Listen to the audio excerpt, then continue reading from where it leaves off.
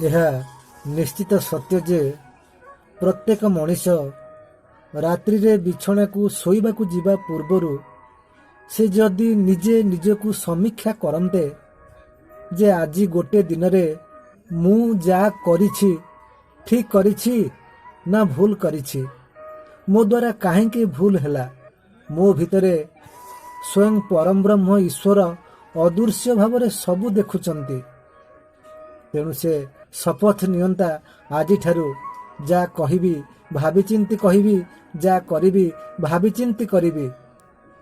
କାହାର ମନରେ ଦୁଃଖ ଦେବି ନାହିଁ କି କାହାର ଲୁହର କାରଣ ହେବି ନାହିଁ। ଈଶ୍ୱର ଯାହା ଚାହାନ୍ତି, ମୁନିଋଷିମାନେ ମଧ୍ୟ ସେହି କଥା କହିଛନ୍ତି।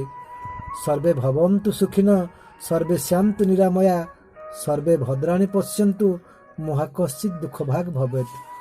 ତାହେଲେ ସମାଜ ନିଶ୍ଚିତ ପରିବର୍ତ୍ତନ ହୋଇଯାଆନ୍ତା।